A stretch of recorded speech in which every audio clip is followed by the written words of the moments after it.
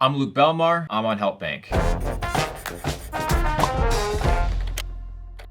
What's your daily routine? Unlike most disciplined people, I don't actually have a morning routine. Morning routines are things that are very helpful, but they have to be oriented towards your specific goals in a specific set of time. If, for example, you're struggling financially, then maybe working out 3 hours in the day isn't the most important priority. So your goals, your daily routine should shift. For example, for me right now, I have to manage a big team. So my morning starts off with a walk. I get to meditate, get back home, sit on my laptop, and do phone calls. Once I tell my team what to do, they go off and fulfill their tasks. And then I check back in for end of the day reports, which are key to building communities and building teams. It all comes down to what is the goal of the day. You create a very basic routine that sets you up for success. I'm trapped in my job. How do I get out? Well, the first thing is you want to have the desire to get out. You need to be able to see better opportunities and better possibilities elsewhere. They often say the grass is greener on the other side. And if you want to get out of your job because you realize that there's better opportunities, you need 3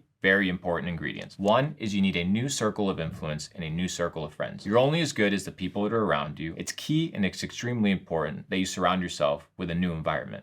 2 is you need mentors. I often talk about this, whether you want to go into real estate, e-commerce, crypto, social media. You need to understand that there's people that have gone the path that you want to go a lot earlier and have made mistakes that you might inevitably make. If you find a mentor, you're going to position yourself with a lot more confidence to win and to avoid the pitfalls and losses that those mentors may have incurred in the past. So find a community, find people that empower you, find mentors, and finally, have a goal. How much money do you need in order for you to quit your job? Define that number. When you have a defined number, a specific goal, now you understand what you need to work towards. And that is how you get out of your 9-to-5 job.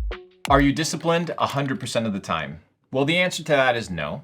But in fact, I don't even like the concept of the word discipline because discipline has a negative connotation to it. You know, when you're a kid and you did something wrong, you were what? Disciplined. I like the word self-regulation, where you regulate yourself day by day. You know what you're supposed to eat, what you're not supposed to eat. And instead of making it something that is a negative experience, self-regulation makes it a powerful experience because it makes you in control. So instead of having a negative experience towards something that you know you need to do, have an attitude whereby you are in control. You self-regulate instead of forcing yourself to be disciplined.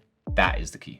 How do you guarantee your ability to get rich? Well, first, anything that you tap into and anything that you do needs to be in high demand. You're not going to make money if there's no customers.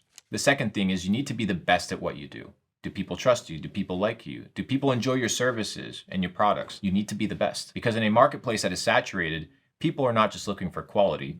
They're looking for one very important thing. They're looking for something that they don't have to replace. Irreplaceability is a third ingredient to guaranteeing your ability to make money and get rich. Because if you're in high demand, you're the best at what you do, not the cheapest, you're hired for being the best. Also irreplaceable. We're entering an era with artificial intelligence where things are getting pretty nasty. You need to be able to cover all these 3, which I call the trifecta of making money. Become irreplaceable, become the best at what you do, and be in high demand.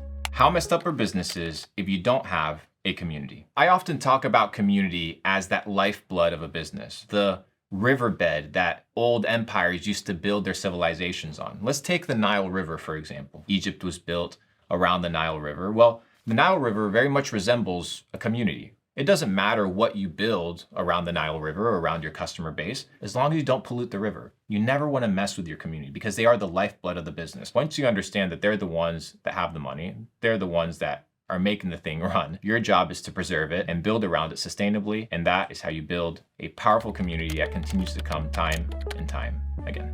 How does somebody become famous online? Becoming famous isn't the key. The key is to have a brand that stands for something. Whether it's a personal brand or whether it's a product or service, the brand is what sells because a brand is a accumulation of reputation. When you have a brand, you're either depositing or withdrawing from the bank account of reputation. And that's what it boils down to. It's not about being famous. It's about being respected. You don't need many people in order for you to have an audience. Most people think that they need millions of followers. I know people with millions of followers that can't sell a t-shirt because nobody respects them. So when you see other people making videos or a prank video that has 1 million views go viral and your video about your business is getting 30,000 views, that's okay. because that's niche, that's specific to what you're doing. So don't focus on becoming famous online, focus on becoming respected in your niche. And obviously the online presence helps massively. Which habit in life made you successful? Positive affirmations.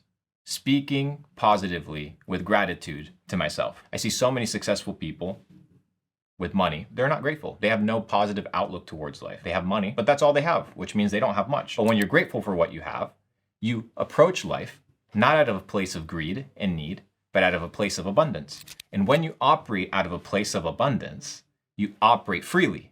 Positive mindset is the key to winning. Does money change you? So money will just amplify who you are. If you're a greedy person, well, you'll just be a greedy person with more money. If you're a mean person, well, you'll have the ability to be an even meaner person because now you don't have these financial repercussions that you have to deal with. Money often has a negative connotation. Money's just neutral. Money just is a thing. Money's just a medium of exchange, a form of accounting, a store of value, but it's just a thing. It's a tool. And when you understand that it's just a tool and you don't attach your ego to the tool, then you don't allow money to change you. And there's a famous verse in the Bible that says, "What shall a man prosper if he gains the whole world and loses his own soul?" If you lose yourself in the process, then you lost the game. So it's about winning the game of life, winning the game of business, and keeping yourself in the process.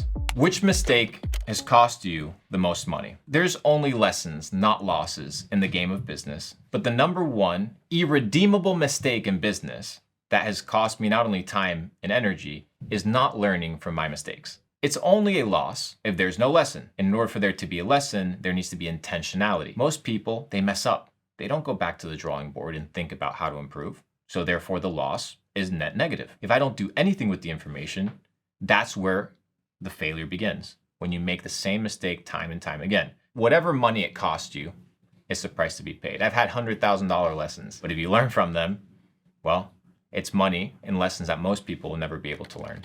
So take it and run with it. When I focus on business, my health suffers.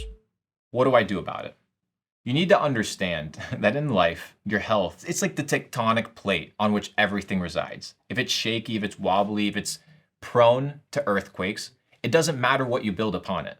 It'll crumble. It's inevitable. Why would you spend 40, 50, 60 years building an empire, doing incredible things, sacrificing in order to just enjoy it on some bed because you didn't choose to exercise or put your priority in health and well-being? It only makes sense. It's only natural that you be performing at your optimal. But if your health, the vessel that carries your dreams, isn't operating at 100% capacity, then you're limiting yourself. As above, so below. If you want something reflected in your mindset, well, it needs to be displayed in every area of your life. You can't just be excellent in business. You can't just be an excellent father. There's other areas in your life that are extremely important. And it all starts with your health. 3 types of health: your physical health, your mental health, and your spiritual health. These 3 are important. And believe it or not, they're all intertwined. Your spiritual health, if you're feeling bad, if you have a bad mindset, it's going to be affected. If your physical health is not in check, your mindset will not work well. If your mindset is all about negativity, body shaming, not really caring about your health, then your body will reflect that. All 3 need to be in harmony. All 3 need to be in check. Health is the tectonic plate on which your dreams reside.